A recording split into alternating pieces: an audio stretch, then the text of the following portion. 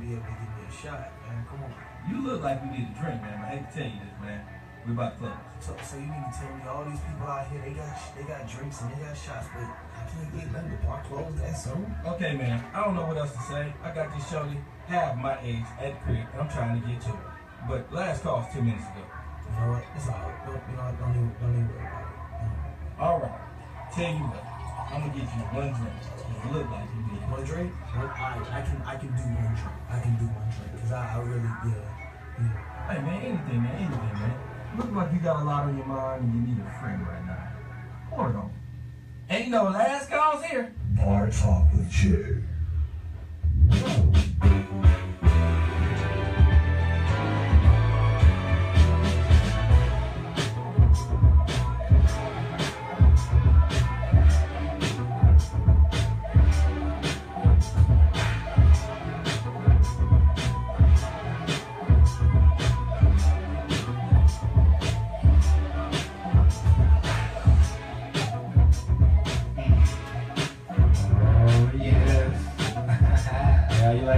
Loving that sweet jam, loving that sweet jam. That's that fire right there, baby.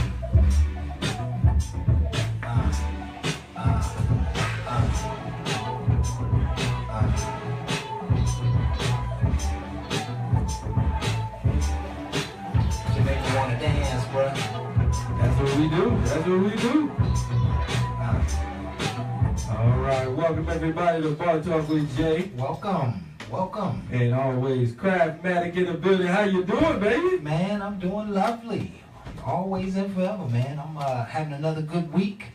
And it's been a very reflective week. And maybe I'll have a chance to tell you folks about it a little bit later on in the show. But I'm doing great, man. How you doing, Smooth J? Man, let me tell you.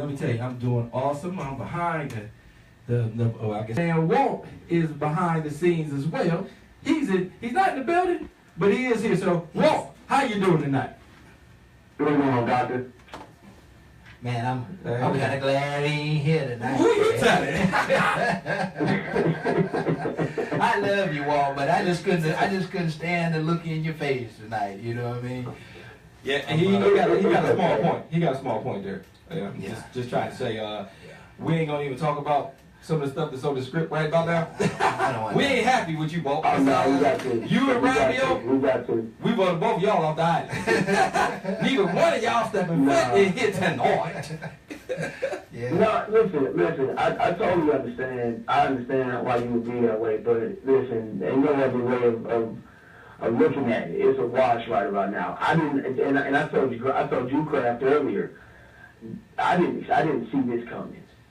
I clearly did not see this coming at all. Yeah. You know what I'm saying? Like Golden State, literally, first game, 113 points. Next game, 132. The last one that just played yesterday, 118 points. I mean, why you? You just throwing stats. Yeah, I mean, we seen the game. You don't got to keep repeating. Yeah. You know what I'm saying? It's bad, man. It's really bad. And so, but I mean, it's competitive. But this is not where it's at. Now, to that effect, Jay, I do have to address the issue that, you and Kraft got a score to settle with, me and Rob. I think that's the main reason why you want to call in. I mean, you love to dig things in. Yeah, but I'm okay. We're fine with it. I mean, we grown men. We ain't scared, partner. Yeah, I'm ready to take one. Okay. I'm ready to take a shot or two, whatever. Yeah, you act like this is bar talk. Listen, you remember when I asked you, if they 13 points, if they win by 13 points, we got to take 13 shots. I'm glad you didn't agree with that. You ain't never lied. I'd be like, I don't want to do that. Yeah, you let me off the hook with that one. You really did, man. You really did. If you wouldn't listen. Yeah. We'd have been in bad shape, bro. Yeah, I couldn't make it. We had to do that on the weekend. I couldn't make it work. Not even on the weekend. Listen, folks, we want to welcome you. We want to welcome you to Bar Talk with Jay. This is our opportunity to be leaders in our own community. This is our opportunity to open some doors in your mind and in your lives. This show is about reflection. All we do is share our stories and our experience and our opinions. And hopefully it helps you kind of dissect your world and move on to better decisions and a better life for yourself. So we're really happy to have you here. Just to recap on last week's show, we talked about purpose and Yes. talents and skills. And every single person on the globe was born with a skill. They was born with a God-given talent. And you have the responsibility of identifying it and putting it to work in your life. And I assure you that if you seek opportunities to express your talents, I do believe that God will open a doorway for you to walk through and be your greatest possibility. So we had a fabulous show last week on it. And what was the gentleman's name? Jizzleman and Jizzleman, yes. who wasn't able to make it with DJ Task as well. Right. They're supposed to be coming together because they just dropped their new single, Get on the Dance Floor. Right. So Right. again, It's fire. We Oh, listened to oh it. yeah. Yeah, So if y'all missed that, you can go back and listen. Definitely Robbie O threw his other mix right behind it.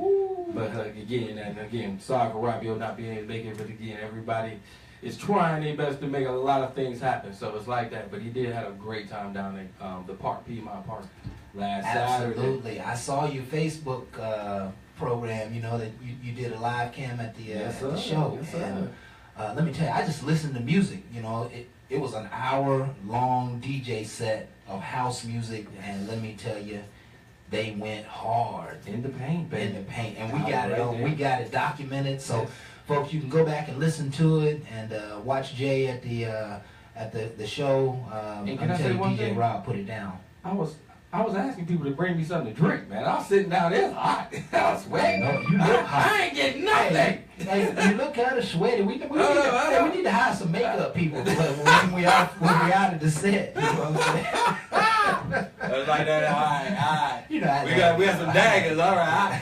You know you're gonna be throwing knives tonight. So, folks, on the hot topics, we just had a brief spill on the NBA finals.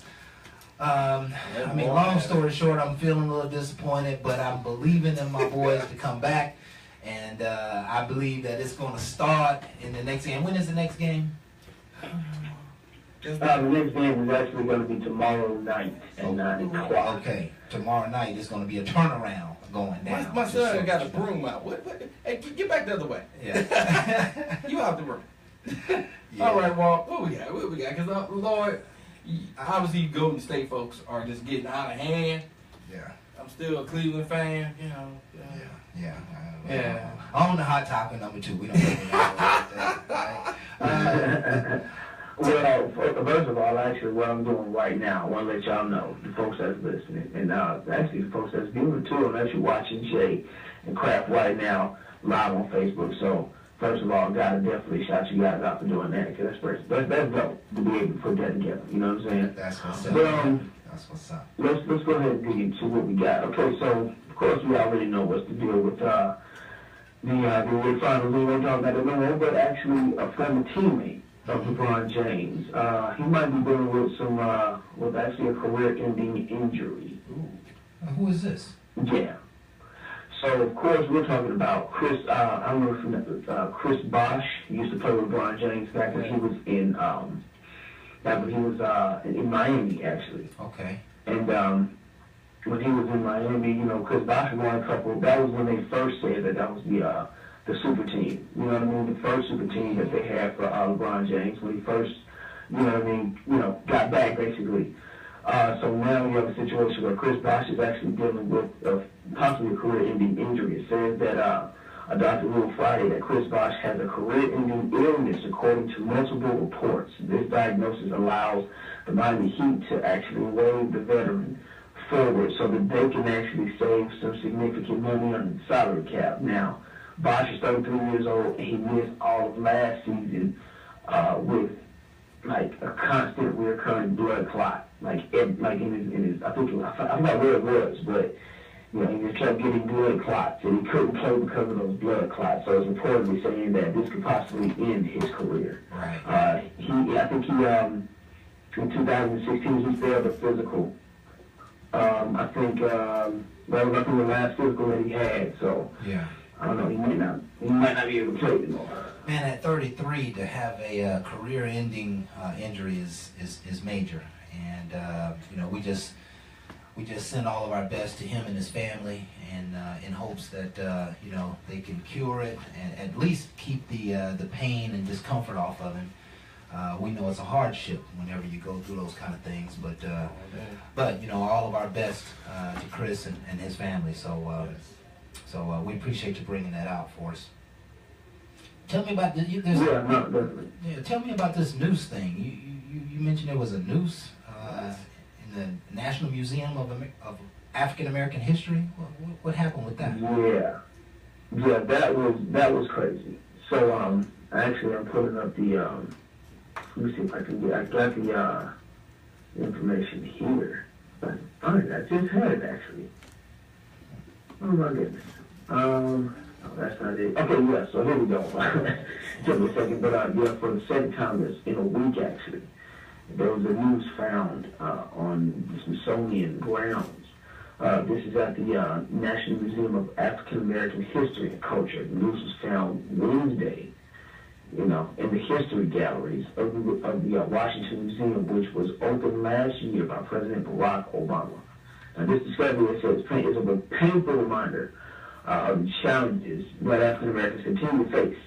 And even on a personal note, you know, if you remember before the finals had even began, remember we were talking about LeBron James having nigger, or well, the N-word, I'm sorry, spray painted, you know what I mean, on his house. Yeah. You know what I mean? Like, that was a pretty big situation, you know, and people try to throw it down and say, well, you know, it doesn't affect him. He wasn't even there, but still, the fact that it happened, you know? Absolutely. Absolutely. A sad occasion, you know.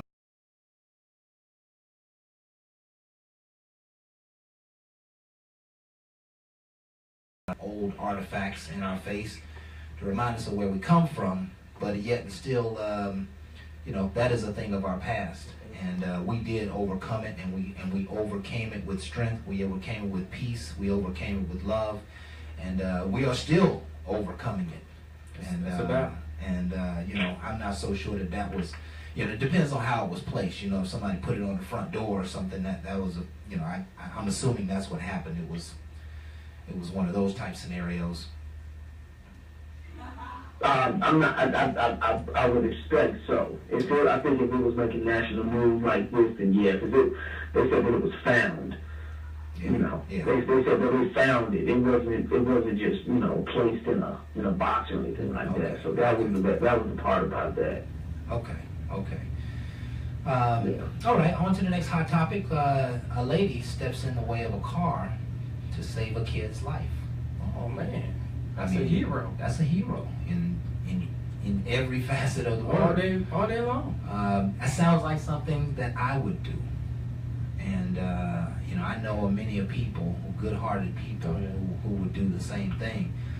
You have more on the story for us, Walt? I wish I could pull the video up. I so wish that I thought that I gave you guys the link, but basically what the situation is, there was a young man walking in the street, you know, just like kind of like a regular day, and there was a child and a lady who was actually crossing the street, and a car jumped the curb and basically barreling down on the young child. Well, a lady saw that and reacted automatically and jumped in the way. Now, neither one of them missed the collision. Actually, both of them were actually smashed between the car and a brick wall. But because of her fast acting, it definitely saved the child's life. She took a good amount of the blow, but she actually survived as well. I'm actually going to be doing some research trying to figure out what happened to the person who did this. You know what I mean? Like how can you even operate a car right about now? Yeah. So Yeah. definitely got to check this story out. If you can, definitely go on WorldStar. It's actually on WorldStar.com. You can get more information there. And actually, I'm going to be putting it on my Twitter account at Alpha Male Sports. So if you do want to check it out, check out Alpha Male Sports. It'll be there. Absolutely. What this reminds me of is that our heroes are not always in government and rich and in politics and all, and yeah, they're right next to you. I mean, the person who can help you the most is the person right in your own sphere of influence. And you know, just all the more awareness to reach out to those people who are around you and share some love, share some kind words, and also be willing to help, be willing to give, because you never know when it's going to come back to you, and you never know really don't know until the moment that it is your anointing to go and save someone or to go and help someone. So, you know, we have to open our minds that, you know, the heroes are right amongst us. Our moms and dads and cousins and friends and families. What a powerful point to make here in the beginning of the show. Yes, sir. Yes, sir. Even Jay can be a hero as well. Yeah. I've been known to do some things. You know, you start bragging, right? I've been known to do some things. Yeah. Well, you certainly created Bar Talk with Jay, so that's hero enough for me. And we touching lives, man. We touching people's lives. I think it's just about time for us to wrap up for our first break, and we have a reoccurring guest in the house tonight. Pastor Anthony in the building. Pastor Anthony Wilson is with us. He wrote his famous book called The Eve Effect, and it is a absolutely awesome book, and it represents some core ideas that I think we really need to spend more time on, and we're going to spend the entire second half of the show talking about his book and hearing from Pastor Anthony Wilson. So you folks stay with us. Tonight's topic is the Eve Effect, and we'll be right back after this message with more Bar Talk with Jay. You got to see you later, Walt. Thank you.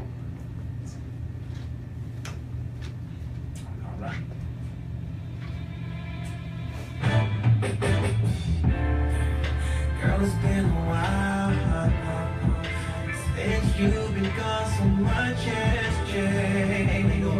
Yeah, you have it all. How long you gonna stay for? We got some things we need to catch up on. Let's go somewhere where we can sit and talk about.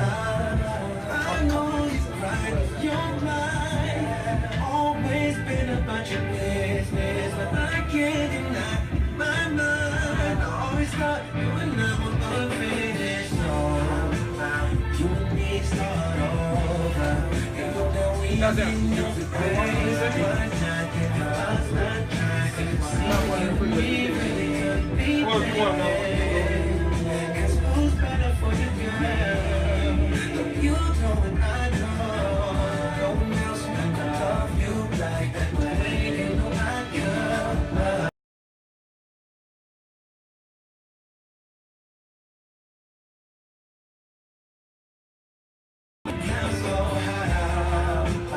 You and me start over. Ain't no doubt we ain't getting younger, baby. So about we give it a try. We say, girl, you know I know. Ain't nobody else in the world love you like I do. Ain't no, all we got is now. Ain't no telling where we'll be. From this moment to the next, and I'm just trying to show you what we could be. Yeah, ain't no lie, I was surprised. Once you left, I never thought you'd come back, and now I wanna prove.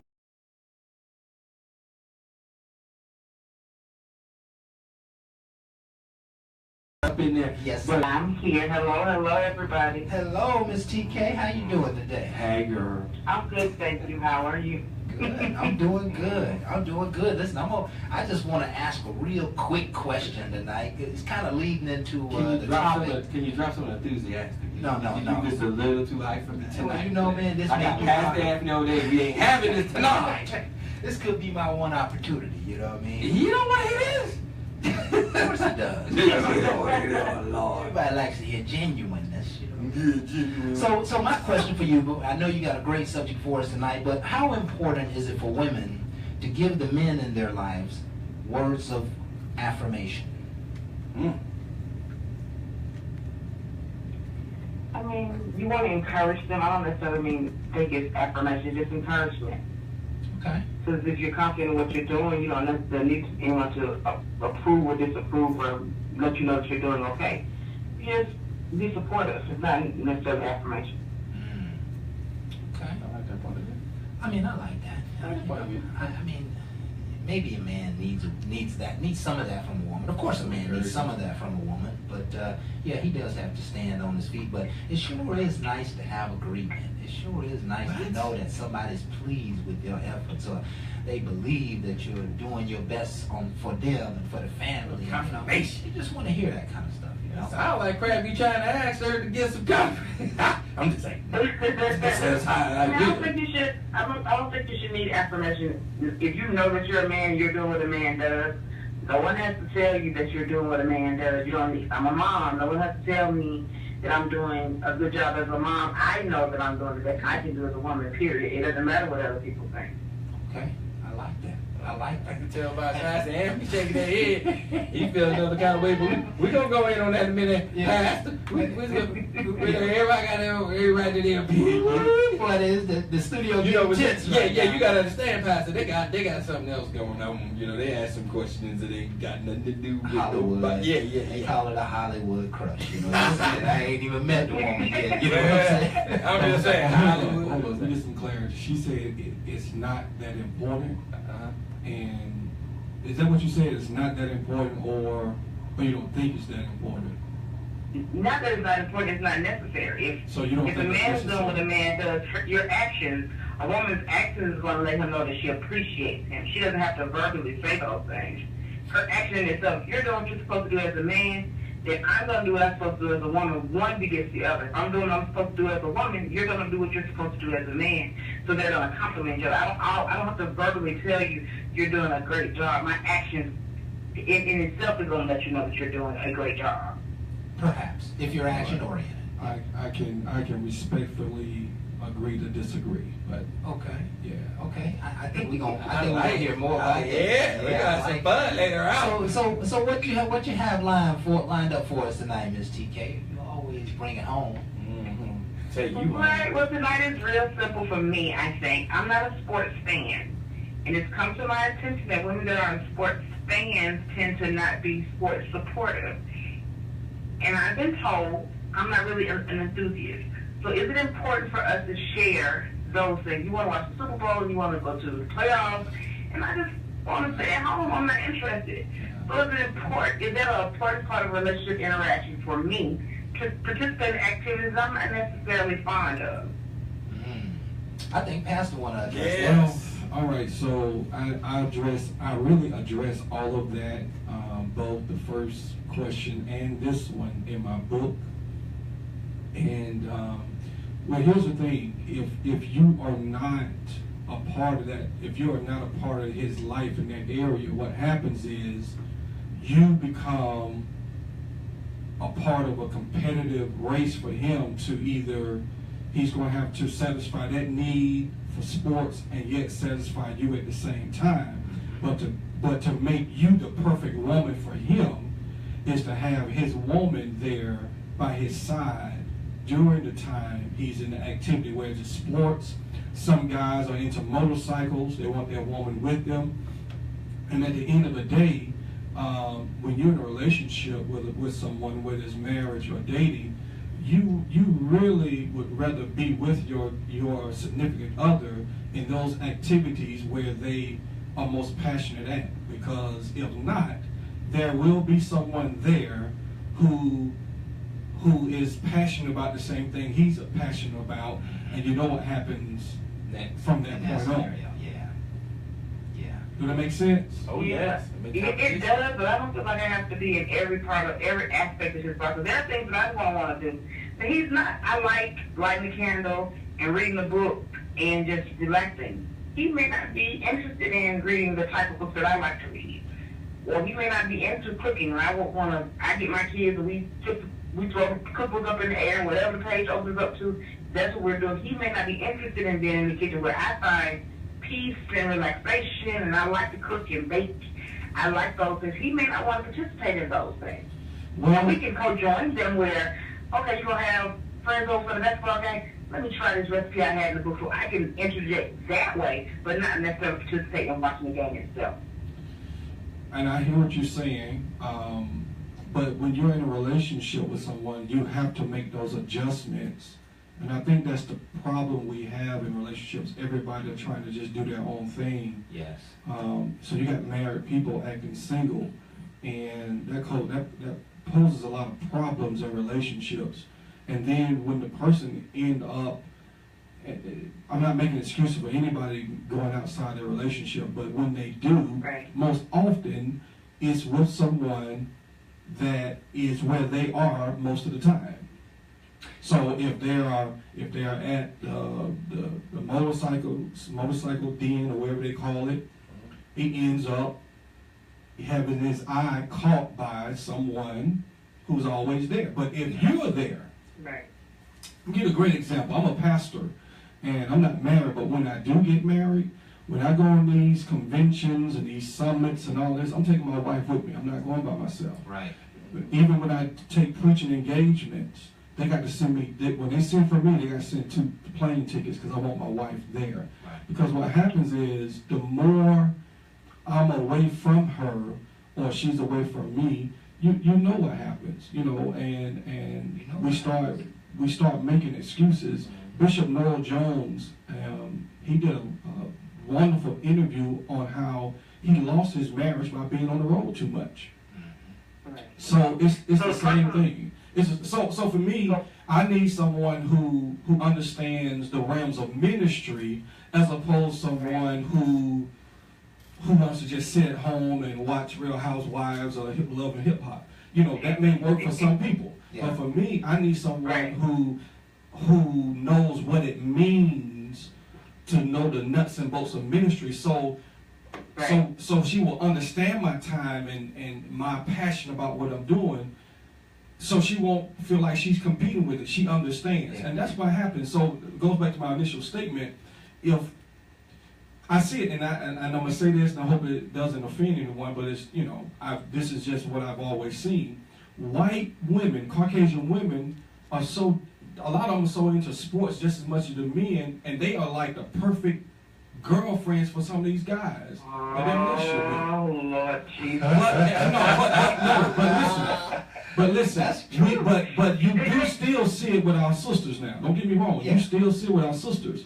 And you ask that brother, he will tell you he has one of the best girlfriends or the best women in the world because she's into what he's into. And the same is true. I may not be into crochet, but if my woman's in crochet, show me how to knit, show me how to do it, and we'll make some socks or some, I don't know. And guess what she's gonna say? And guess what she's gonna say? I'm gonna give you the Caucasian girl pass. And guess what that woman gonna say to me? That woman gonna say, she's gonna say she got the perfect man because I'm into what she's into. Now I heard so much I want to comment on, and I'm gonna give TK her opportunity to do her thing. But this is a subject that creates a divide in relationships. Because everybody seems to be out to achieve their own sense of happiness and does not seem to be invested in their spouse's or significant other's happiness. And somebody mentioned a rule to me recently, I can't recall it exactly, but basically what it said is, if you worry about the person that you love, then the person you love will ultimately take care of your needs. It's like if you pour into them, then they're going to be pouring into you. And that's ideal. Right. Well, it's ideal, but we all in a relationship, we all have to actively and proactively and consciously make choices that we don't want to make. Right. Make choices that we otherwise would not make. Hey, you know what? My lady, she's going out of town. She's going to this convention. I'm gonna miss the game. I'm gonna do this, but you know what? I got to be there for her. I got to be there for her, and that's a decision I wouldn't have made without her. And that's a decision that even though I'm with her, I don't want to make. So we got to get ourselves out of the way so our relationships can flourish. It has to be about the relationship first. What you say, TK? Okay, with that, hold on now. Listen. I get it that in some aspects you want to participate in. I don't want you in all of my activities. Some things are just for me. I don't want you in every single something. I'm in the cars, I'm in the motorcycles, I don't mind getting my hands dirty. I'll get up under the coach, I'll change the oil, I do all those things. So when it comes to one activity, I need to keep something for myself, for my own personal sanity. I don't want you in all my business. Now, if you travel and that's what you're doing, of course, I travel. Right. I'll do all those things. I participate to a certain extent, but I need to keep 1%, something for my own personal sanity to myself. Now, going outside the motorcycle, or working on the cars, or going to the racetrack, I'm with all of that. Easy, no problem. I'll go to the shooting range with you. I'm just as enthusiastic about the shooting range as I am picking out the perfect heavy pot. So when I make a gumbo, my root burn right because it's too thin. It's going to burn too quick. Right. But you're not going to want to go to the Farther West store. You're not going to want to go to the restaurant apparel store with me to pick out that perfect pot because it's boring. Maybe. I'm just as enthusiastic about that as I am about a pair of shoes. Yeah. But you're not going to want me to try every pair of shoes because some shoes, they come a little narrow. My little pinky toe, my hand off the line. Oh, Yeah. look, fat piggy. Hold on, I got a vision of pinky toe. I bet you do. Sound like a camel toe. Everything that you're saying is true because if you leave the space open, someone is going to feel it. Yeah, and you know, And that's just how it works. Yeah, there's an opposite. I think we got a few minutes here left here. There's an opposite side of this equation that sometimes my little passion or purpose, you know, if it's sports or, you know, whatever it is I like to do, sometimes that is my alone time.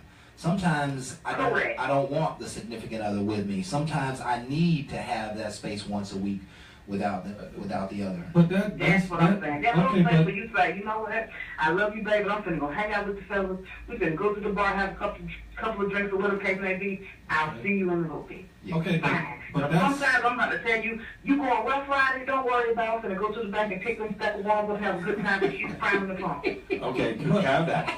Go ahead, Pat. But that's, you got to have that conversation, and once the parameters are set, the guardrails are up and they're set, then I mean you understand that. Exactly. And that Right. and that becomes a healthy relationship. Trust me, I'm the same way. I like to read, so you know when I have my reading time, my meditation time, my time to be alone, I don't really want to be bothered. But my mate will know that, and she knows not to just barge in, and vice versa. So I mean, but it's and I need to say this. One of my buddies on Facebook keeps saying to UTK, you keep saying I, and there's no I in couple. You're right. But even as a couple, you still have to want to maintain your own self-independence. Right. I don't want to be so absorbed in my relationship that I lose myself. Right. And that's why I say it's the balance. And you know both what? ways. And to some degree, I have a little fear of that, of losing my sense of self. I think part of my era in my previous marriage was that I did nothing for me. It was always about the house, the family, the bills, the life. And at the end of that relationship, I realized that I had not taken care of myself. I hadn't taken care of my spirit. You know, I mean, I dress and clean and all the other stuff, but I longed to go to happy hour with my buddies and hang out. You know, it don't take but an hour and a half, and I can come home with my family. It's an hour or two a week, a couple of hours here and there. It's no big deal for you to be with your friends, just to keep it. Because I don't want to be friends with your friends, and your friends aren't mine. They're yours. Right. Yeah, so and they might you bring connect up with your old friends, stories. or when something happens, or you know his mom is sick, you know that your friend's mom is sick, you can't be so absorbed to me that you lose those people that were there before me. Because they're an integral part of this relationship. They're the reason why they help you formulate who you are. Absolutely. So that's why I got what I wanted. Right. Because those friends, even the crazy ones, that you be like, man, she ain't gonna like you, bro, but it's okay. But he helped in some small way, make you who you are. So I appreciate him, even if he's an idiot. I appreciate the fact that he's an idiot because he made you be something different. Absolutely. I'll tell you what, we're gonna have to go ahead and go to break, but I'm gonna tell you, just to get the last little word in, because you know y'all went kind of hard to paint real quick. Yeah, that was strong. When you enter relationships, you really gotta drop the selfishness. You got to be more compromised. Absolutely. And if you're not willing to compromise, then you really ain't willing to get into a relationship. Because a lot of times we go in there self-centered about what we want, and it's not about the other person. And I think a lot of times with problems with relationships today is people been hurt and they looking at it their way. And if you can't conform and it can't be this way, then it can't be no way. And it's a lot of times you got it kind of mixed up because you're supposed to learn from and let go. and you're still holding on to. Absolutely. And just to add a quick point to that, Jay, is that these are decisions that we should be making prior to a relationship. Because if you make the decision prior to a relationship, your commitment and your resolve is complete. And you don't have to waver on what you made a decision on 2 or 3 years ago. You're in it to win it. And that's what's not happening in a lot of these relationships. People are just kind of coming together without any thought process, and then they hit a brick wall, and now they start backpedaling because they're not really ready for that. Well, the only thing I can add to that, I always encourage couples, if you're going to get married, marry your best friend. I like that. I like that. And with that, we're going to take a break. TK, we are always loving you. I can't wait till you come in this studio, girl. You always add value. You always bring the right scenario for what we're talking about, and we appreciate you. We love you, and we're going to look forward to hearing from you next week. Any parting words? No parting words this week. Everybody enjoy and be safe. Okay, sweetheart. All right, take care. All right, and Bar Talk with Jay fans, we'll be right back after this. Let's go hard with some Kingdom figures right here. Uh-oh. Ken Jones on. Where y'all at? Yeah. Get it. Living life like a kingdom figure, sure. And every hood, you know that kingdom hood. And now my kingdom figures doing good. And the kingdom figure, what's your figure one? Living life like a kingdom figure, sure. And every hood, you know that kingdom hood. And now my kingdom figures doing good. And the kingdom figure, what's your figure one? Yeah, you wear them kingdom boys, figure that. Canton Jones, kingdom figure on the killer track. Heaven loves me, spoil me, I'm a bigger brat. You got money, I got favor, you need bigger stacks. And we stay ready cause the Messiah is coming back. And sinners be like Barry Sanders, they be running back. Taste to see that the Lord makes for some killer snacks. If you ain't drinking that new wine, go get your money back. Whatever you do, no less. I just got a word in my chest. I'm spinning Holy Ghost right, and that is how I'm gonna give my respect. Don't need a Ruger attack, and I don't live with regrets. I'm trying to lead them up to my G, but she won't make me like correct. Kingdom figures make it, kingdom figures. Major pull, call that kingdom triggers. Album bulls, kingdom hitter. Who you think go watch the kids, kingdom sitters. I'm so on it, dunk on it, but I won't phone it. I'll just give it to everybody who want it. I get smaller as I am making him bigger. Me and my homies, kingdom figures. Living life like a kingdom figure should. And every hood, you know that kingdom hood. And now my kingdom figures doing good. And the kingdom figure, what's your figure one? Living life like a kingdom figure should. And every hood, you know that kingdom hood. And now my kingdom figures doing good. And the kingdom figure, what's your figure one? Yeah, I'm a kingdom figure, what's your figure would? Run up on me with that drum piece like you should. Find out quickly how us kingdom figures look. We ain't running, we ain't scared, we ain't shook. Get a shovel if you dare, you digging holes. I don't suppose you understand this figure flow. He hold us down, you don't get it, figure so low. While I figure with particular flow, I'm finna throw. I figure they hate, oh they so cold. I figure skate on them, I go for that gold. They offer me 30 pieces of silver, they want I sold. I'm for the gospel, I figure they don't know. Even though we got some issues, we ain't just scrapping scriptures. Y'all just acting bitches, we some kingdom action figures. For the king detaching pillars and totem poles. To vacate and take a picture down in Poconos. We ain't lying, my gang ain't got no Pinocchios. And we feel with that Holy Ghost, we gon' fall for that okie doke. Go figure, that's when I told my ninja, dressed in all black. Then I told the devil, I want it all back. You out of your mind if you got me alive. Kingdom living, I need no limits, and I see no limits. Feed on critics, so say what you want. If you try to bring drama, my way is a way of a method. I'm broken dimensions, I'm up in the sun, and brothers, we break up your method.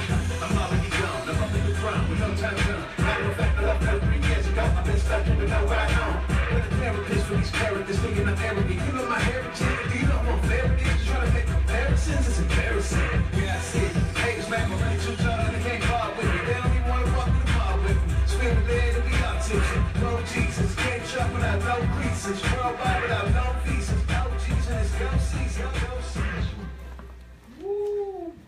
them Kingdom figures is so hard. You went hard in the I'm telling you paint. right now, I love me some Canton Jones. Me boy. too, Yeah, bro. tell you. I love me some Own King it. Jones. Yes, Listen to sir. y'all. What? What? Look, if I had a Canton Jones in my church every Sunday, Yes, sir. Yes, sir. Be it'd be packed my wall time to a wall. whole lot easier. Yes, sir. Well, I tell you what, we got What? Jeffrey on the line. Jeffrey, how you doing?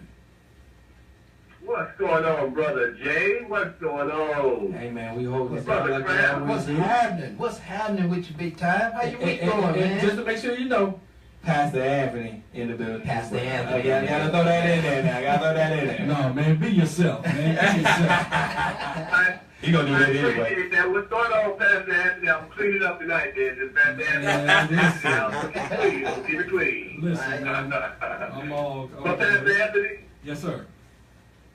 you know what time it is. What time It's is it? time for everybody. It's time to close your mouth and listen. So you ask me some questions, I give you an answer from a man's point of view. Okay. So I got one reason for the women and one reason for the men. While the habitually single male or female might be single, but here's the disclaimer. Now, men and women, I need you to understand what I'm going to talk about tonight might not apply to you. And if it doesn't apply to you, I don't want you to stick your foot in that stiletto or that Timberland shoe. Mm-hmm. But just in case it does apply to you, I want you to stick your foot in both shoes and walk around in them because you're going to learn something tonight. Ladies, you go first. Okay. Ladies, I need you to understand. You might be single because you don't pick your battles well. I mean, you might be single because you argue over everything. I mean, you might be single because instead of trying to find a solution to everything, you want to complain, gripe, and moan about everything. You drive that man insane. Now, the Bible even says Go ahead. that it's better to live on the corner of the rooftop of a house than to live in the house with a quarrelsome woman. Yes. So, ladies, I need you to understand, if you don't know how and when and what to argue about, you're not going to do anything but push a good man out your life. They ain't got time for that foolishness, and he's going to go to a woman that knows how to express herself constructively, and he's going to leave you single. Ouch. For a very Long time. Ouch. Boy, that's a good one I'm right gonna tell there. you right now, that's a tight shoe, and some Yeah. folks need to fit it. You know, I don't like judging against men and women, but my best friend got this saying. He says, men do things because it's the right thing to do. Women seem to do things to be right. Mm.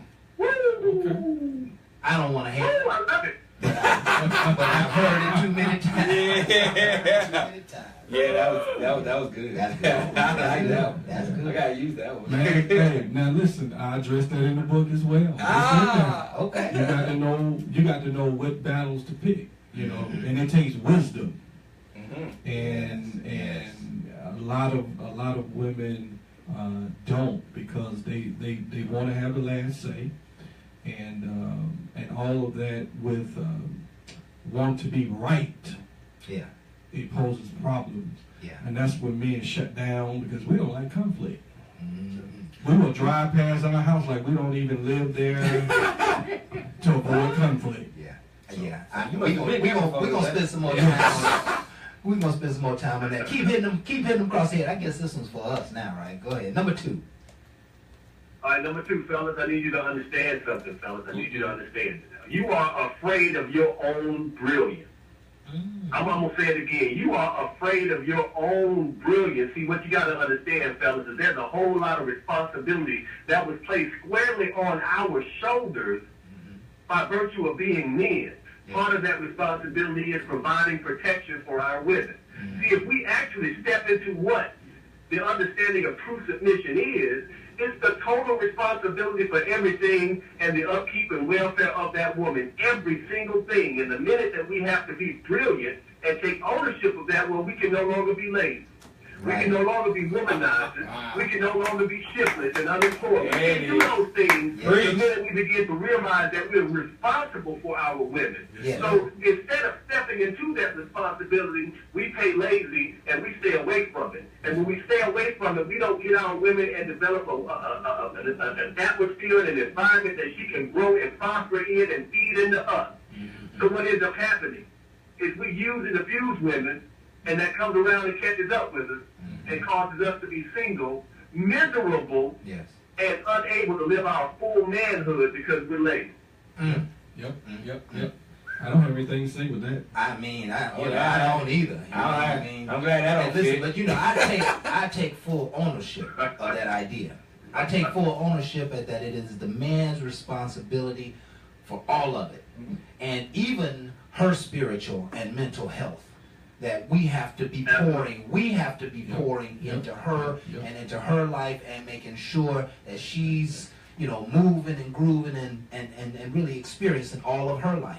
Yeah, one of the things I share with couples when they come to me for premarital counseling, I go through the simple questions of why they want to get married, but then I get to the nuts and bolts of it, and I share with the brothers how God comes to us when stuff goes wrong in the marriage. Mm-hmm.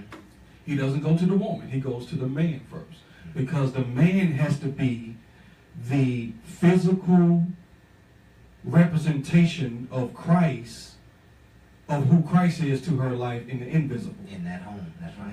So Mhm. we are the ones that's supposed to initiate romance, not the woman. We are the one who is to initiate the love and the affection, not the woman. Mhm. We are the ones to initiate the spiritual oversight, not the woman. But if you look at most relationships, it's the complete opposite. Right. She's the romantic. She's the one praying. She's the one in church. She's the one doing the things that is necessary to see oversight of the marriage. And when you have that unbalance, it's going to always be a problem. But when I say you own it tonight, you ought to see the comments I'm getting tonight. You are on You one, own my it. brother. You are on one. That's what Let's Jeffrey go did. ahead and bring it on to Shake it up, baby. What you got for us, Jeffrey? Number 3. Oh man, number 3 is kind of piggyback exactly on what he said. Number 3 is for the men and for the women. Our houses are not in order.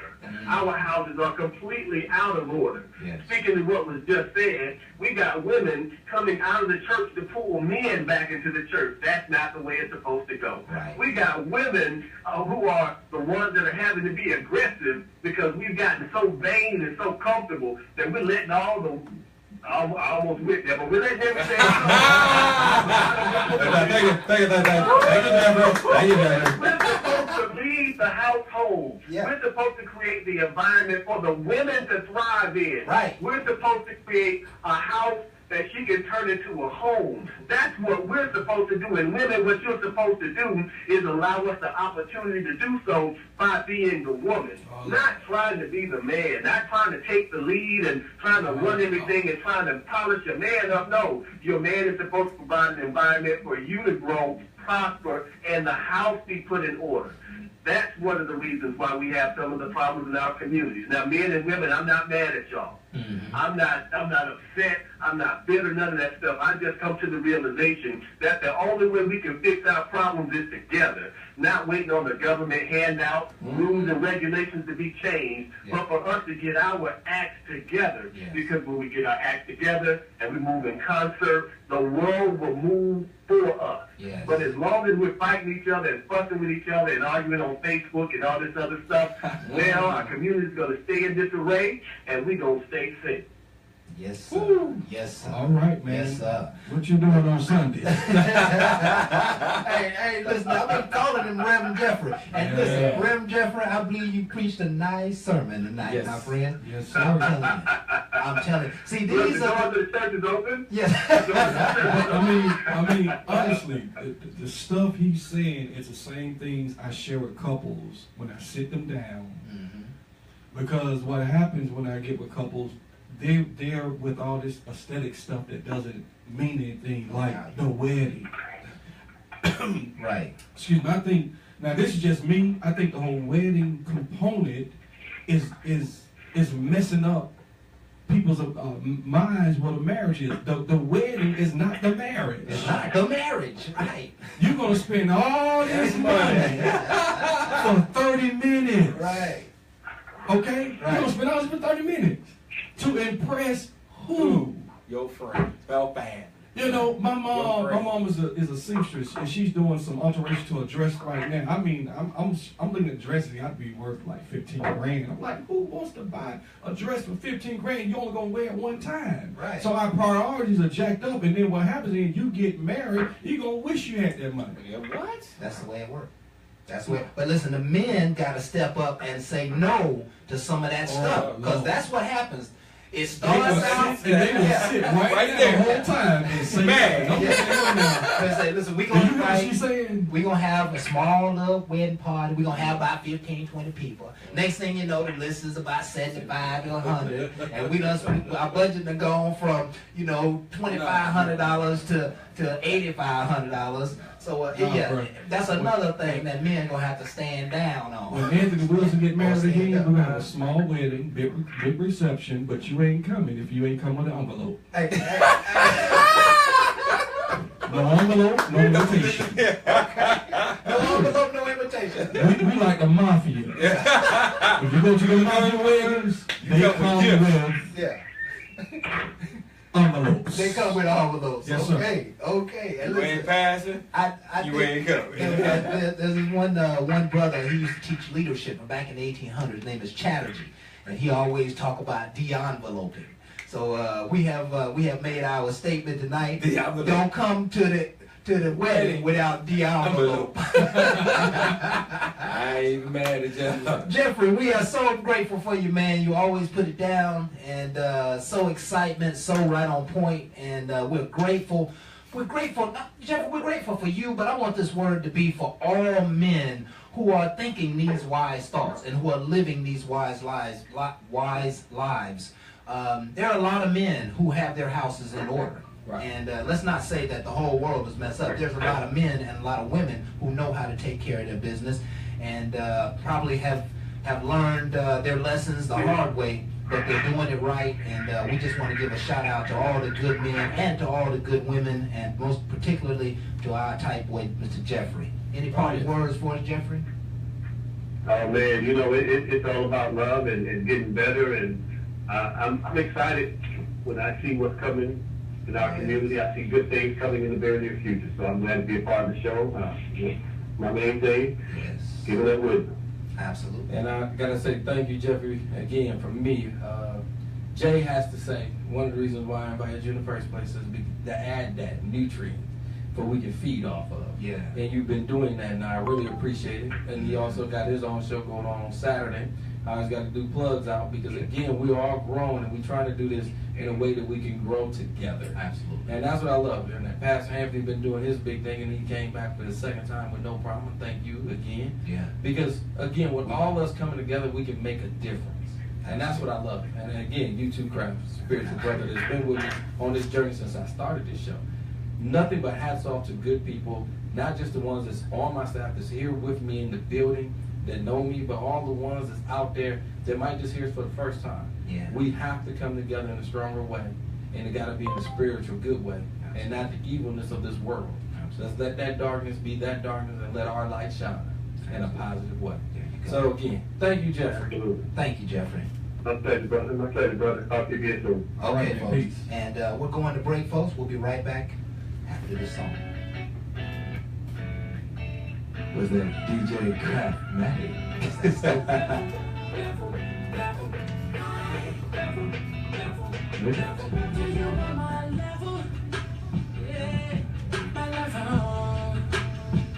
I'm a sucker for your body type. The right temper matching your mind. Never been one to settle. When you show me something profound. Who wouldn't wanna hold you down? I'll never let you go. Found someone so on my level.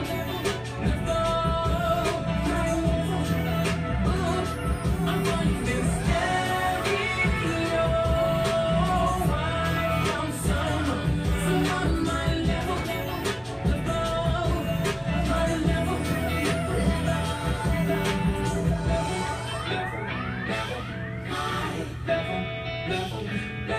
You never judgmental.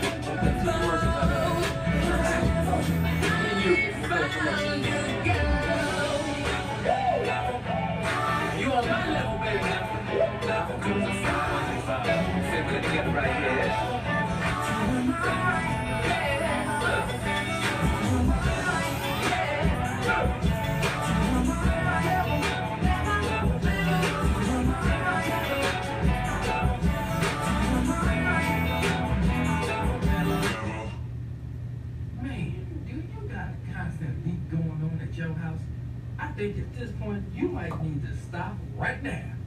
Pick up your phone and call Patel's Plumbing. Let me tell you about Patel's Plumbing. Needless to tell you, his name is really Harry, but my man Harry is a master plumber. Now, I'm gonna tell you, I endorse him because he been to my house, fixed my leak, and came back to make sure I had no more problems. That's what I would want to happen to you. Because there's not too many good master plumbers out there that can do it like my man Harry. Yes, Harry puts it down. As my man would say, no job too big nor small, commercial or residential, licensed and insured. One thing I can tell you, he's gonna make it do what it do. And he's in Powder Springs. Number is 678-898-3888. So again, 678-898-3888. Patel's Plumbing. May your leaks stop leaking. And I endorse this commercial. Yes, I'm sick. And what? Is your yard out of control? You got weeds growing up everywhere. You got your neighbors out there looking, wondering when you gonna cut their yard. Well, it might be time for you to call my man. Palmetto Lawn Service. What the world is? I don't know it like that. I know him as Robbie Rob. My man is the owner, and I can tell you, my lawnmower broke. He came out here and made my yard look so good. Made me feel bad that I even got in the lawn care business. I'm talking about he did his thing. The number one thing I love to tell you about him, he take pride in what he do. Not to just say I know him personally, but I will tell you he took his time on my yard, and I believe he'll do the same for you. One of the things about him, he's right here in Austell, Georgia. He covers Austell, Mapleton, Marietta, Powder Springs, Lithia Springs. I guess he just don't go everywhere, but wait a minute. You still said Palmetto. Palmetto is like way down south. Okay, anyway. Hey, with the mayor's service is his business. Why he named it, he named it, I couldn't tell you. But what I can tell you is he is a trustworthy, honorable person that I can recommend and I definitely endorse. So when you want to get your yard tight and right, that's right, tight and right, you call my man Palmetto Lawn Service because he's going to do you up right. 678-667-0591. One more time. 678-667-0591. And I definitely endorse this commercial. Yeah, I'm sick. I'm sorry. Hey, listen, if you got some leaks that you need to stop leaking. Hey, this is tight right. So we are back. We're going to talk with Jay. Definitely, man. With Pastor Anthony in the building with the Eve Effect. And again, I'd like to say this is part 2. For a lot of y'all that listened to part 1 and they wanted me to send it out and wasn't able to, I had to bring him back. One of the reasons why he makes a great impact. A powerful man with a powerful book. Yes. What I really love about bringing him back in the studio is he's about bringing families back together. Yes. And that is a non-selfish act. When I'm worried about the families and others more so than me, and I love that. And that fits so well with me. It's like, yeah, you need to come back immediately. Yeah. Because everybody needs a lot of different help, and everybody needs a different component. Because again, to me, it's a chemistry. You got to find the chemistry. You got to find a formula to make things work.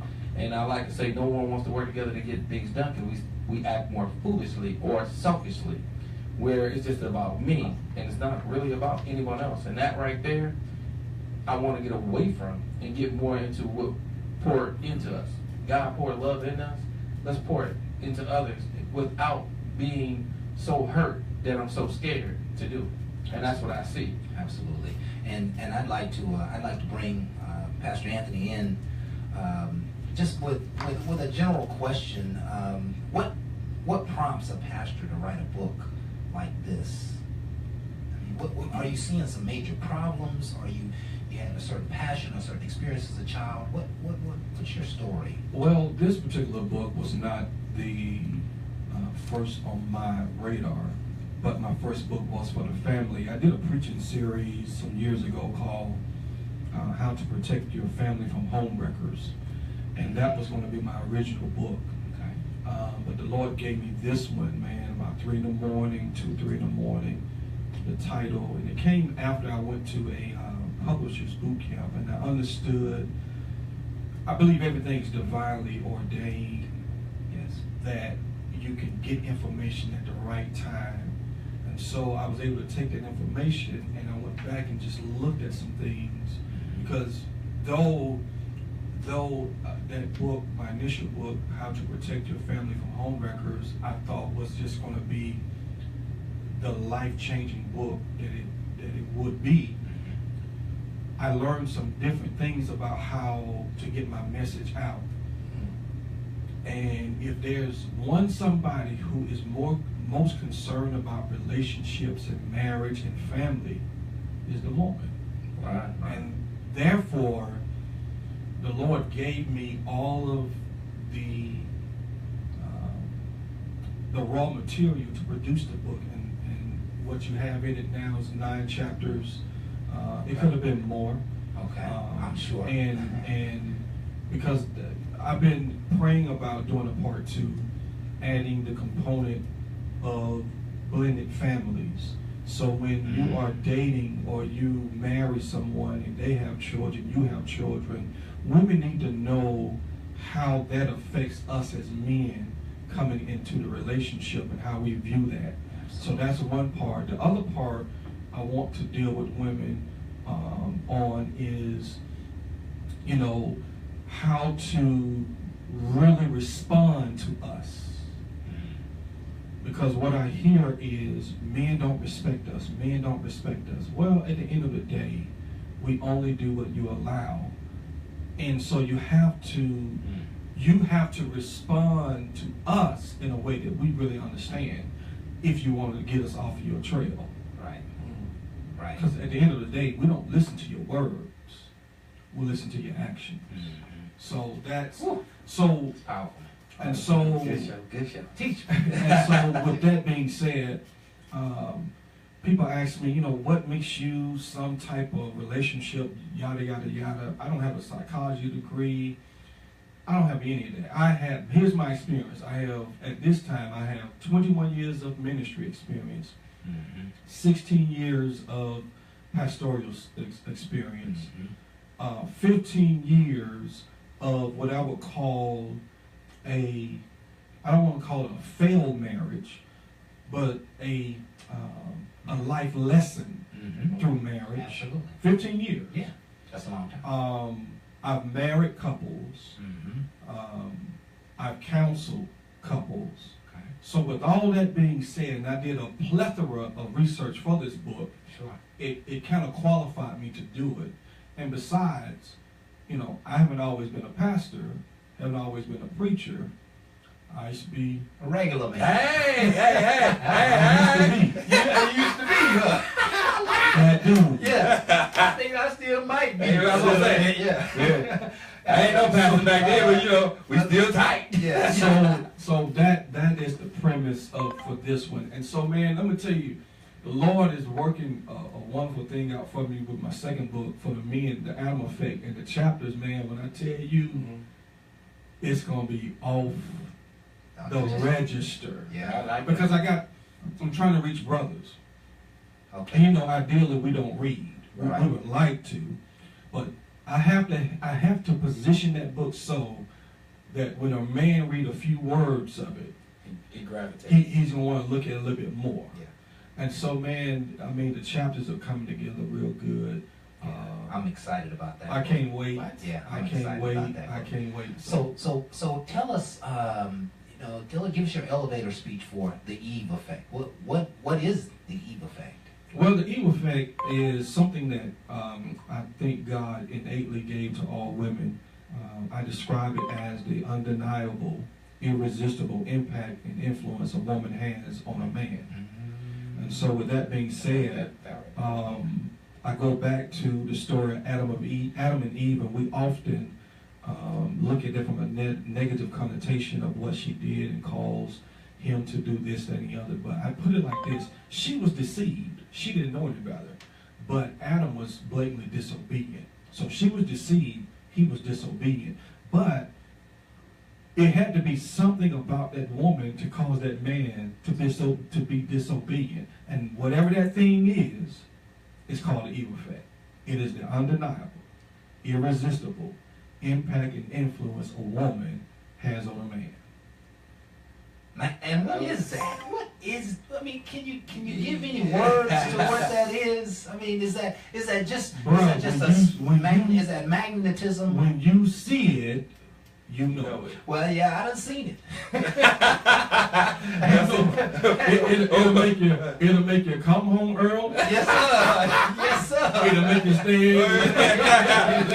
It's been time when you want to go over there.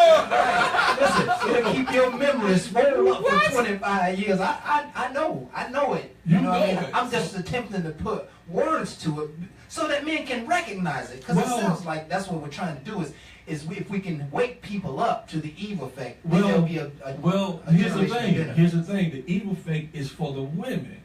So once they discover what they have and use it in the way that it was intended, and they make better decisions in relationship, it will automatically make us as men make good decisions in relationships. Okay. So that's the key. So let me get this right, Pastor. You had I don't know, a spiritual awareness that you needed to write a book to talk to women. Well, it's a methodical plan. It was well thought out. Okay. So I started my first book about women, my second one about men, and once I have my audience, my fans, my supporters, right, then I can bring in the total component of that book I want to put out, how to protect your family from home wreckers. Right. Because what happens, because it was like a 6-week series on that. And here's the key to it all.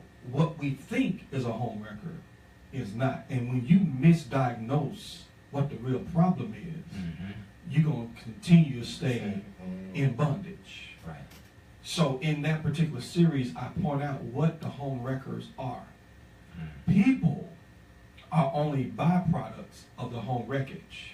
Right. There's something else behind the scenes that caused the wreckage. There is a cause and an effect. Effect, And the home wrecking is the effect, but there is a cause. And so that's kind of where we're going with it. So it's a plan, get the women, then we can deal with the men. Okay. And then we can come and deal with the family. Yes. Now see, I'm gonna tell you one of the things about this book. It was back in the time when I was back on the Jay and Shay show, and he brought this out. Great show. And it was kind of funny to me because I told Shay on the show, I said, you know something? If any woman in there that needs a young man, because I was giving my child away, I was giving a bedroom suit and him. Right. But she couldn't give him back. Right. And they got on me, and you can't do that. And I said, you know something? I want a woman to sway my young man to greatness. Right. Because he's no longer, he's my child, but he's no kid.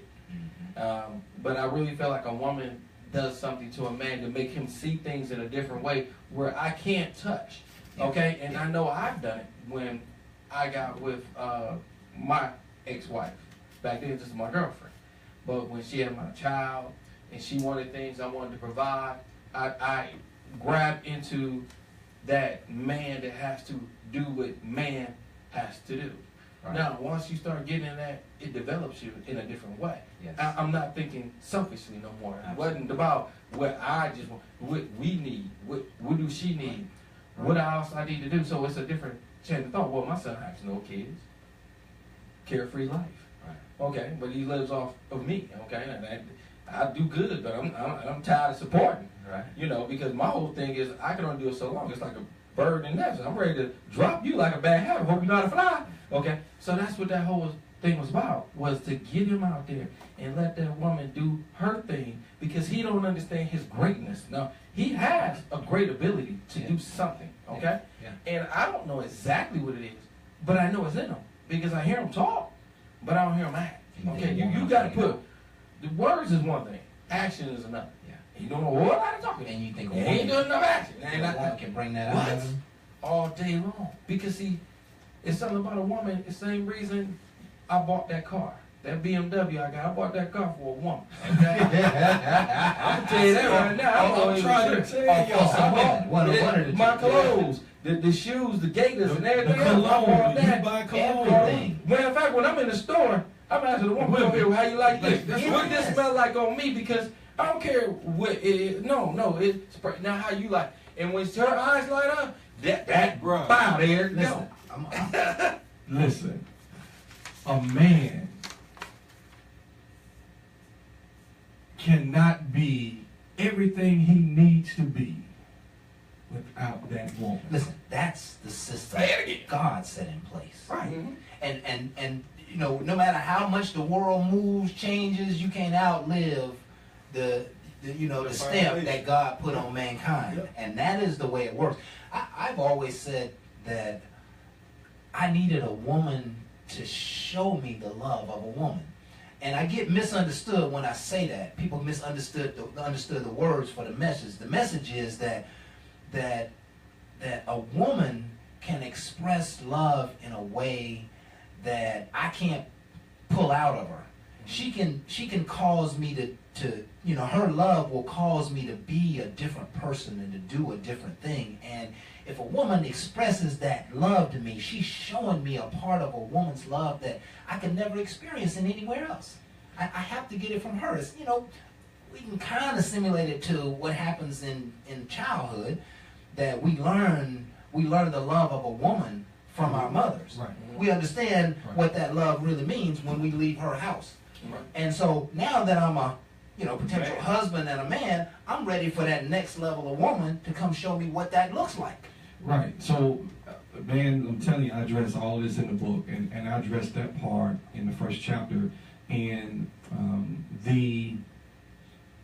I call it the ego. The ego is what drives us as men. And so our egos are developed through our mothers. Every brother at this table, if you had a good mom, can remember your mom giving you all the compliments and pumping you up. And even at the end of the day, a lot of times, we as sons, we can't do no wrong in our mother's eyes. Right. Ooh. Well, Right. And we know that. Right. And so what happens is, and depending on how she, Manages it. Really. right, Yeah. because she doesn't want to cripple him and make him be a mama's boy. Right. But what has to happen? There has to be a transfer, which God says, leave and cleave. Right. And the mother has to, at some point, be able to make that disconnect from, watch this, from her being number one to now being the wife number one. Right. And you have brothers in relationship who got their mama still number one. Yes. That's And that's out of order when your wife is number one. Yes. Okay? Yes. So, and so one of the things I really want to chime in last time is when I do a lot of my seminars, I get some of the repeated questions, and what I did, I started formulating, the ones that stood out the most, the one that I always get. And I got 4 of them that I'm always, and I want to hear your kind of point of view on this. Oh yeah, I tell you what. Before you get to your 4, we gotta leave people in suspense a little bit. That's You good. give them so much on the. We gotta make sure they stay tuned. Okay, That's about that's talk gonna be with the next Jay. segment. Yeah, we're gonna get this on the next I segment want to hear because those. I think that's Oh, yeah. meaningful to we- what we're trying to achieve. I think today. the world need to hear it. Yeah, I absolutely. mean, right now, like you said, he normally does in a seminar. They getting it for free. So Yeah. if you're getting it for free, please stay tuned because what he's about to give you is something from the heart. He ain't have to give this, but he's giving it tonight. So Yes, it's sir. a special of a Bar Talk with Jay. We'll be right back. Right after this. That's good stuff. Hot stuff. That's good stuff. I've exhausted everything inside of me in search for peace. Crying myself to sleep so many times until the pillows now appear under my eyes. In my mind, there's a battle all the time. Got a fear of starting over, and it grows as I grow older. Got a lot of stress on me. It's affecting how I see. Should I struggle?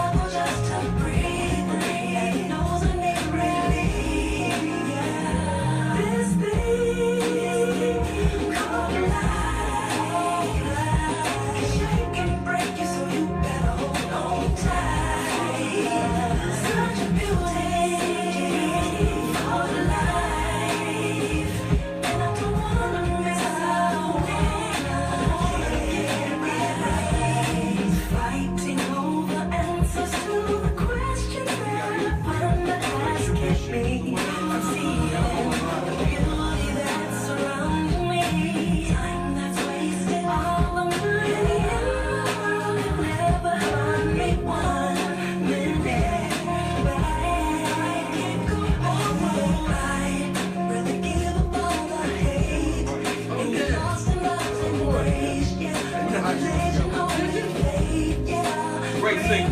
Yeah, man. Him and Janet Jones do a lot of stuff, yeah.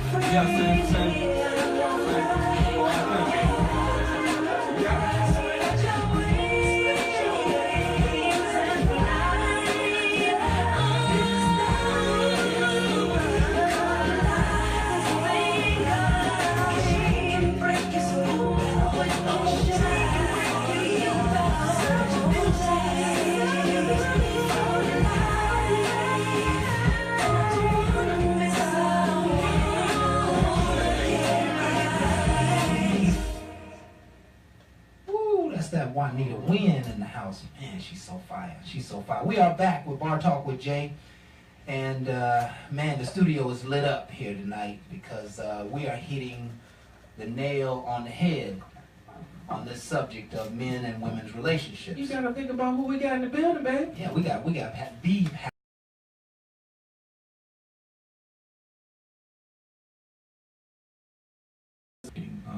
it spurs more thoughts and things of that nature. But and so what happens is I'm always asked the same questions over and over again because everybody have the same issues over and over again. It just may be in different contexts, but the bottom line is it's the same issues. And so I brought four. I have more, but these are some of the four top four I always get. And one of them, and I was telling someone that this is kind of out of my element. I'm normally in the room with women. Right. But I like the fact I got brothers because the way I know what I'm about to say is true because you're gonna come in and say, oh, yeah. You're gonna agree. Watch this. Go for it. So one of them is I'm always asked, why men don't want to commit? Why they scared of commitment? Hold on. Past Evan. In the future, you might want to, consult me first. I'm just trying to, I don't know if you throwing daggers over there, if you and Crab Valley that got together. I don't know what y'all doing in that. That's a question. Why men scared of commitment and why don't commit? And I said, and I always, my disclaimer is always this: if you're woman enough to ask the question, be woman enough to receive it. Good glory. Okay, so why don't men commit? I tell them this: we're not afraid of commitment. Thank you. Okay. The problem is we just don't like the way you package it.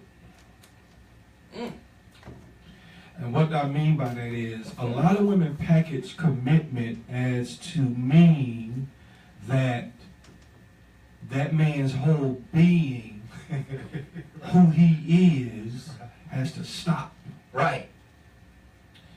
That's not how it works. We don't like that.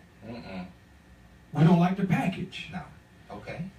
You have to present it women have to present commitment as, when you commit to me, this is what you get.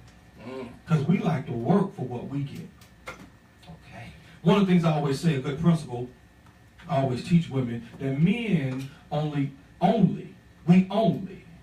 If we was in church, I say only. Tell your neighbor, say only. Oh, yeah. We as men only appreciate and respect that which we work for and earn. Period. And when you give us everything too fast, too soon, we really don't appreciate it like we should. Yeah. And so I always get an analogy that if you give a child, a 16-year-old, you give a 16-year-old a BMW, you give a 16-year-old a BMW, you give a 16-year-old BMW, and they don't have to work for it, they're going to have McDonald's boxes all in the car, they're going to have, juice all on the seat. That's right. They're not going to appreciate it. That's right. But if they have to work for it themselves, and they're going to treat it totally different. Same thing in relationships. So, and see, like I said, I got the brothers over here talking about something true. And so with that being said, women have to understand, it's not that we don't, we're not afraid of commitment. We're not afraid of it. It's just how you package it. It's almost like back in the day when a brother say, they get married, and a lot of dudes hear it because of the packages that we've been presented. They act like getting married was a disease. Hey man, you heard what happened to Jay? What happened? Is he getting married? He gone. Yeah. So, another one I've been to dust. So with that being said, women have to understand. Go back and repackage what it means to be committed to you. And so we like a works reward type of thing. Okay. Because that's how we value stuff as meaning. Yeah. And so women they don't believe that, a lot of them. And they want to take the long drive when they could just go straight up 20. Right. So here it is. Tell him what he's going to get for being committed to you. I like that. Tell him, repackage.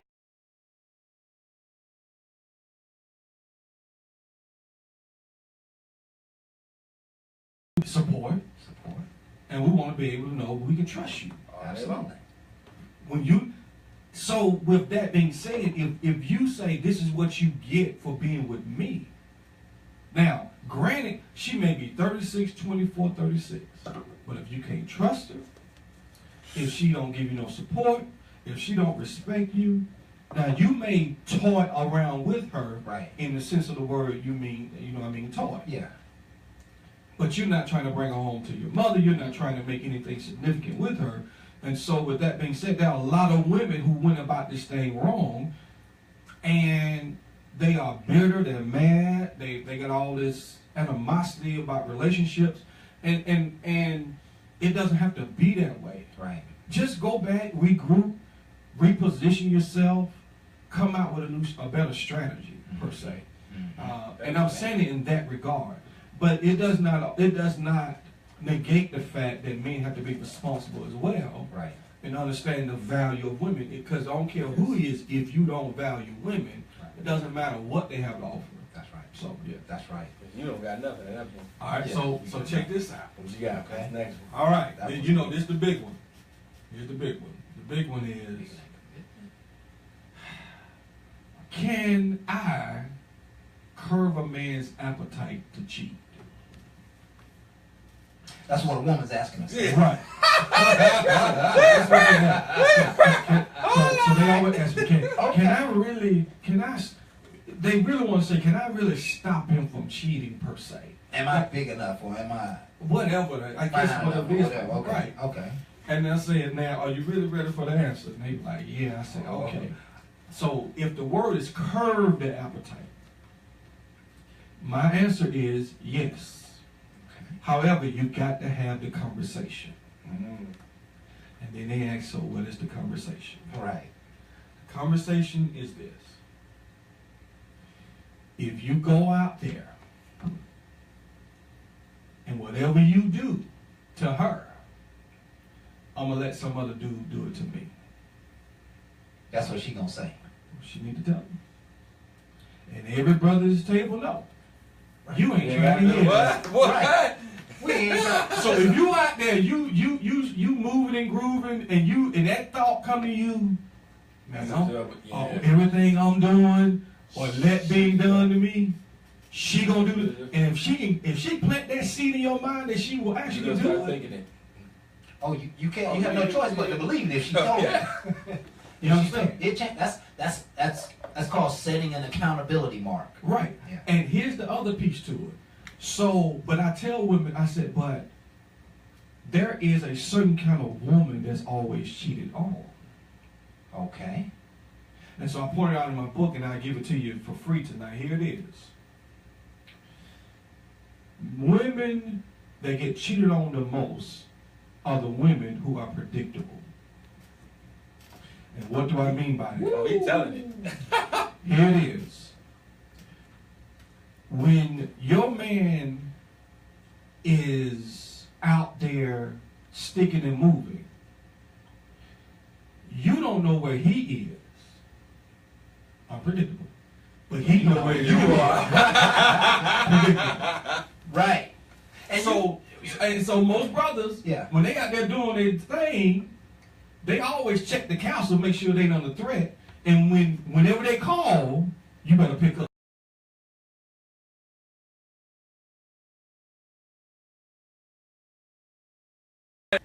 And it says on my wrist right here, honor the game. And it reminds me that, listen, you always have to be engaged in the game. And the game is not a bad thing. It's just the way things work. Yeah. You got to get involved with the way things work. Yeah. If you standing on the sideline and the stream is moving, then you ain't moving.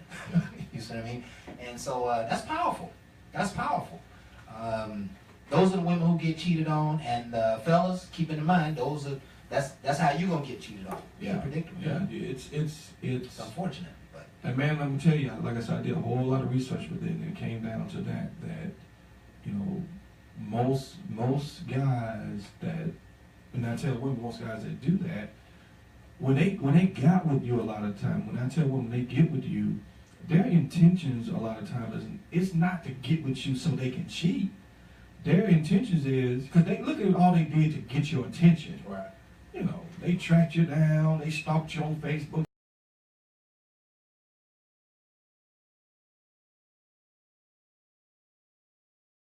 You are, but at the end of the day, just know that you got to set some boundaries for yourself. Yes. And stop being predictable. And I give a scenario in the book where a guy had been going out, staying out two, three days at a time, which I can't understand how any man could do that and then try to come home. But he was leaving 2-3 days. I gave her some advice. I gave a young lady some advice. She took my advice and do ask for permission for it, wherever he wants to go. And everywhere he want to go now, he want to take his girl with him. What advice was that? I don't want to. Hey, listen. It's in the book. Showing you got a 38 and telling me. It got to be something, man. Something big. That ain't normal. Hey, listen. We are through only 2 of them here in this 20-minute segment. I think is it time for a break? It's time for a break. We got to give him a break because my God, he kind of came hard to paint with them already. Bruh. It's like we got Jeffrey back in the building. Listen, this show right here is gonna win us some awards. What awards can we win for talk radio? Hey, I don't know what it is. It's gonna be some good stuff. But we're gonna be in it. All right. Well, listen, folks, if you'll just hang in there with us, we'll be right back with more Bar Talk with Jay. We got Pastor Anthony here tonight, and he is setting a new standard for how men and women need to operate, and what's going to bring our families back together and more love into the world. We'll be right back after Mary J with Mary J. Blige. All right. DJ Craftmatic. That stuff make you listen to this show 2 or 3 times. I always listen to it. All right, so we got 20 minutes. We can go wherever you want.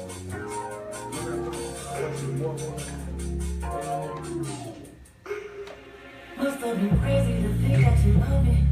I saw all the signs, but I just couldn't say nothing. I did the time I crossed the line for you, 'cause I can see myself in nobody else but you. Tell me what you think, 'cause this is what you make it easy for me to be. You plus me was the perfect thing, and to be where I am perfection.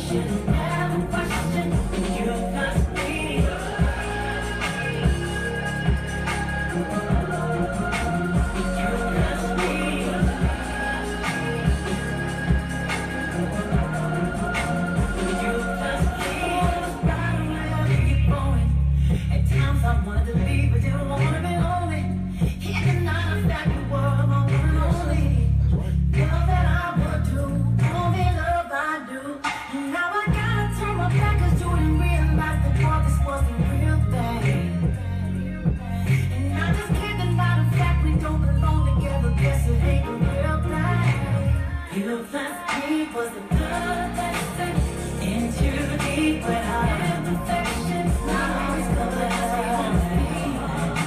If you had me, should never question. You blessed me was the blood that sank into deep when I had perfection. Now it's the last on me. You had me, should never question. You blessed me.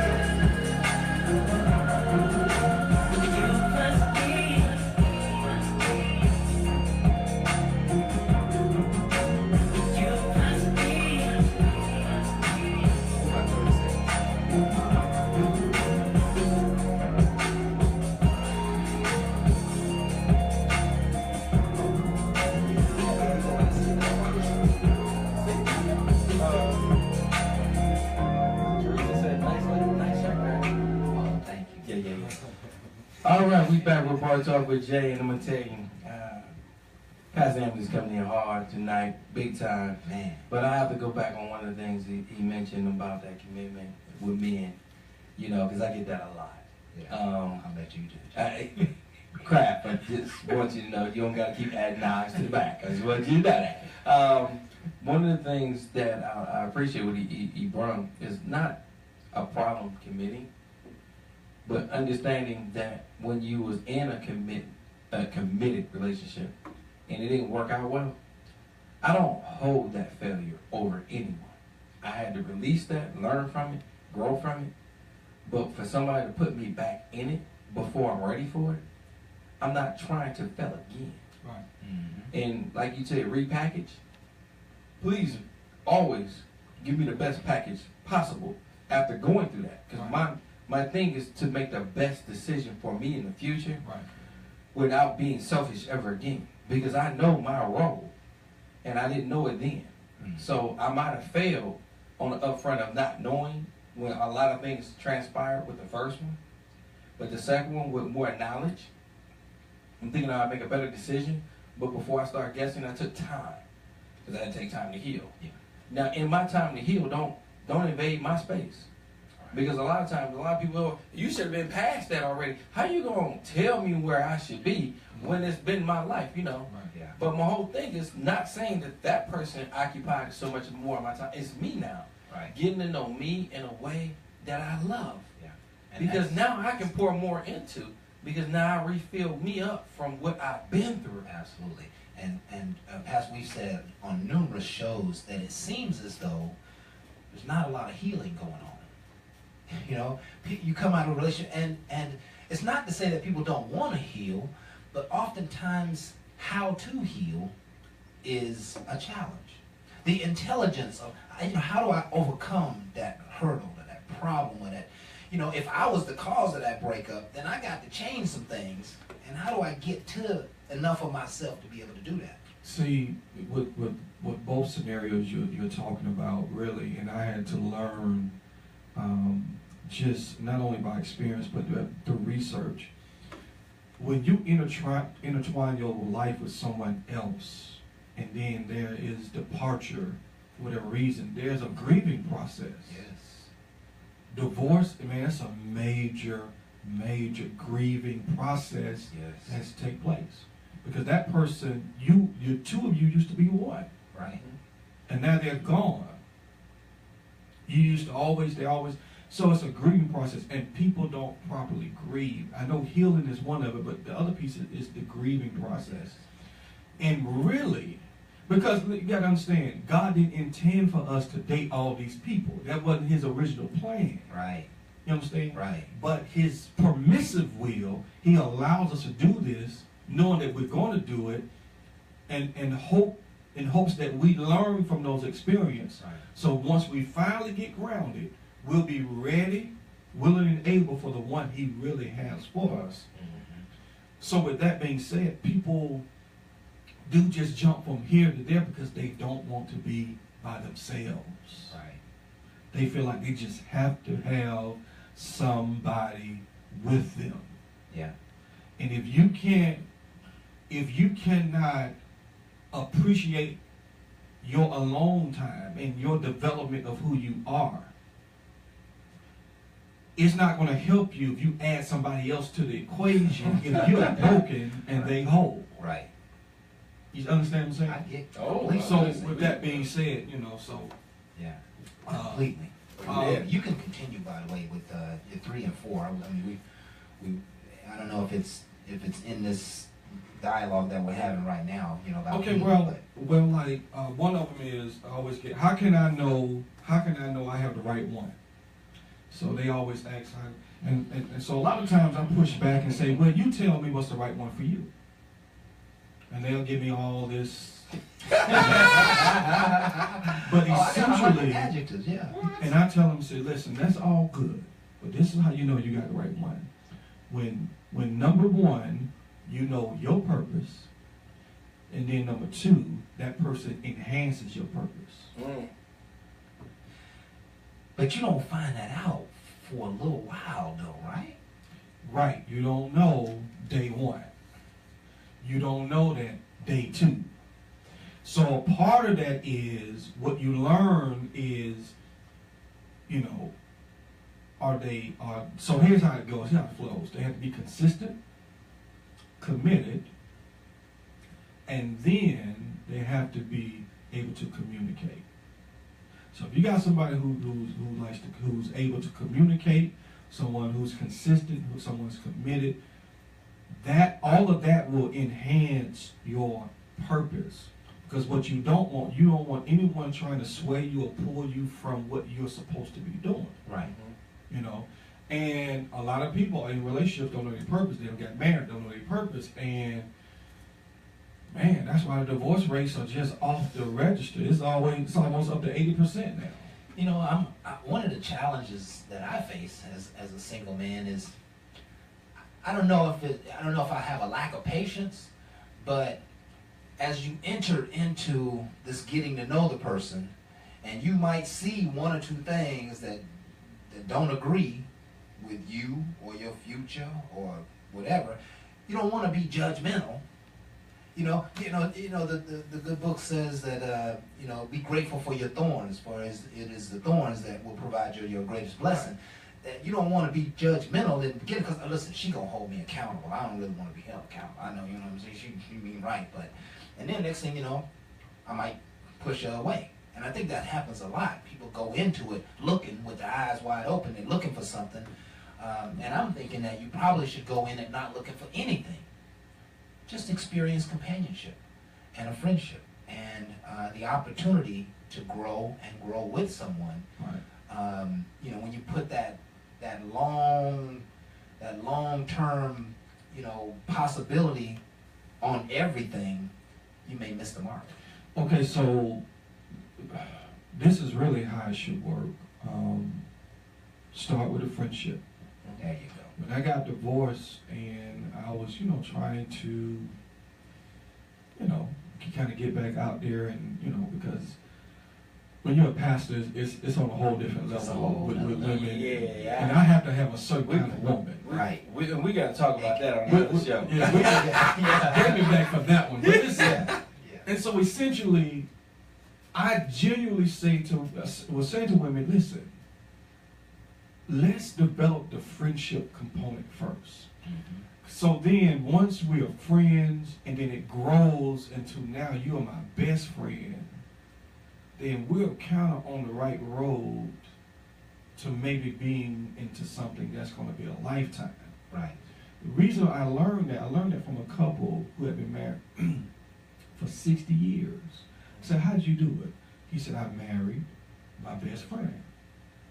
I've heard that. Because when you're best friends, you know you always have your best friend's best interests at heart. All the time, that's right. So even if you say something that may be discouraging or negative, that person realizes that at the core of their being, they're not really looking to hurt you. Right. You know what I'm saying? You may... No, the audience. That's right. We say crazy stuff to our best friends, and they take it as a joke and keep it moving. Right. Same thing when you're in a relationship, and so one of the reasons my marriage failed, I've only been married once, is because me and my wife were never best friends, and so when we went to counseling, the last counseling time, we kind of learned that, you're not my friend. Sometimes I just don't really like you. Like you. You know what I'm saying? Right. And as the man, as the husband, I understood my role. I was responsible for her. You know what I'm saying? You took ownership of that, didn't Right. I had to, but when it goes back, what ended it when she got disrespectful. Oh, see. I said, your gluteus maximus got Let's to go. go. Right. Now, And I didn't say gluteus I know. maximus. Right, Back right. then, I know. Right. But got one for you, Pastor, real quick before you go, because I have an issue, and I want to make sure I'm getting developing right as well. I know I'm bringing the crap all day long anyway. I got two key components when it comes to dating and relationships and people. And normally, as it's dating for me, I try to push away from relationships because I'm trying to get more laser focused on my development where I am to be and into my passion, my purpose, which that's part of my show. And bringing people together and pouring love in. But when I'm dating and I'm talking to people, one of the things I notice, two things for me, is my ego. Okay? Because I'm looking to see if somebody is just trying to totally destroy it or enhance it. I'm trying to see where that's at. And respect. And these two are hand in hand in conversations, and you'd be surprised how quickly they can be tarnished so quickly in today's time. Yeah. And a lot of times people be like, well, why ain't you quick to even say anything to anybody? Because I'm just evaluating. Right. I can't tell you how to treat me or what to do. I don't need to give you a booklet on me. Right. I need to see what you see in me. And these things are two key components in which you might see, but I love to see how you react. And when either one of these two get messed with, only thing I can tell you is that's why I'm single today. Is because I'm taking my time, but I'm evaluating. Because again, I don't want to be alone all my life. Don't get me wrong. Hey, I ain't mad at the marriage life. Just because I got divorced don't mean I got bad things to say. No, I don't. Single life, it's for the ones that's strong. It's for the ones that's strong. It really That's all I is. can say It because really is. you got to have strong.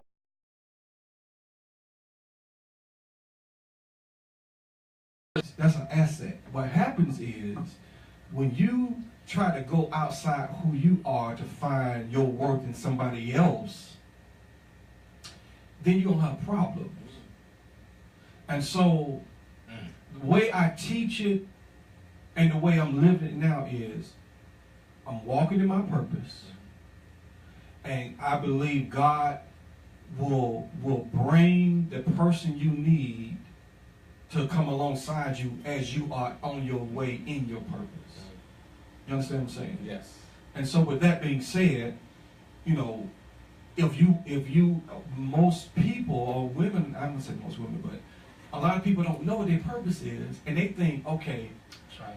he got a good job, he got this, that, and the other. If I get with him, Good catch. and And then the killer of it all is that a lot of women think the end all for success for their life is I got to get married. Women feel that all their troubles gonna go, go away once they get married. And they be all on Facebook. To my future husband, that's my future husband. That must be cracking me up. And I get it. You want to speak those things that are not as though they were. I get that. You want to walk by faith, not by sight. I get all that. But at the end of the day, the success of who you are is not in a marriage. Right. Okay? Right. The success is knowing your purpose, walk in it. And because see, God is only going to bless your purpose. Period. You know what I'm saying? He's only blessing what your purpose is. That's right. You know what I'm saying? I know exactly what you're But saying. we want to think we can go here, there, and then we want to manufacture success, manufacture greatness when God has already set it up for us. I mean, you got to do the legwork, get yourself together, and then, because bro, let me tell y'all something. Let me tell you about me. I am not intimidated by no man on this earth. Me either, bro. I don't care if a dude look like Morris Chestnut, got the money of Tyler Perry, and can jump as high as LeBron James. I ain't intimidated about that because I know this. Right. I bring some stuff to the table that they don't. Absolutely. See, when I'm talking to a woman, Absolutely. I can go straight to your soul. I can go some places they can't go. That's how I feel too.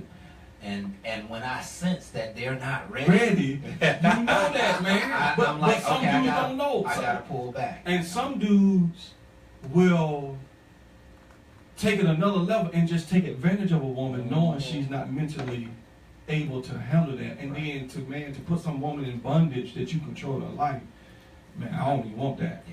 Yeah, I don't want to be a part of that because there's, You got Maybe when I was about, 19, 20. Right. You know what I'm saying? Right. So for me, right off the bat, I just talk to a woman, and if I was talking to a woman, I say, hey, what are you reading now? What's going on? If they don't have anything to talk about, I'm like, you just disqualified yourself from off the list. So, yeah. So, man, I really appreciate this, and to everybody that's listening and looking on Facebook, hey, bring me in. I'll do the best I can to bless you and your people. You can find me on all social media. The book is The Evil Effect. I'm on Amazon, Barnes & Noble online, or you can send me your email address, inbox me your email address, and I'll send you an invoice. The cost of the book is $20, and that's just a tip of the iceberg. But stay on the lookout for the Adam Effect. The Adam Effect, being a man, a woman can't resist. Woo. It's going to be off the chain. That's what I want to be. What? That's every man want to be, You right? do, and then sometimes you be like, I just, being honest, I don't know if I want to be the Adam, if I could just be the best me I can be. Well, and that is. That, And I think that book might help me be the best. That may be one in the Because same. a lot of times you want to be the best. The best me. You got to personalize your growth, your development, and not look at somebody else because you have that power in you. Absolutely. And that's what this show is about. Go ahead. What I'm saying is, you're right. You're going to be the best shooter. You're going to be exactly what God designed and destined for you to be. Right. And that's going to be irresistible to a woman. That's going to be irresistible to the like right it. woman. I know how you rewrite it down. See how you repackage that? For you. See, if y'all women listen to him right now, that's how you repackage it. You make it sound very tasty. Make me sound good. Let's shut Anytime down. y'all need me, Yeah, just call me. Just call me. Hey man, we most certainly will, because we got some ideas for some panels and all kinds of stuff. Folks, we are truly, truly grateful for you joining us tonight. This is Bar Talk with Jay, and this is designed to be inspirational, educational. It's all about love, and it's all about bringing family and community back together. We hope you've enjoyed tonight's show, and we're gonna part tonight, just leaving you with the idea that it's time for change. It's time for great change, and great change is ready to happen in your life. And so get mindful, get educated, start reading, start, telling yourself great things. It's all about being great nowadays. It's all about being great. So we love you. We'll see you next week with more Bar Talk with Jay. All day long. We appreciate you so much. Y'all have a good night. We out. Ain't no last calls here. Bar Talk with Jay.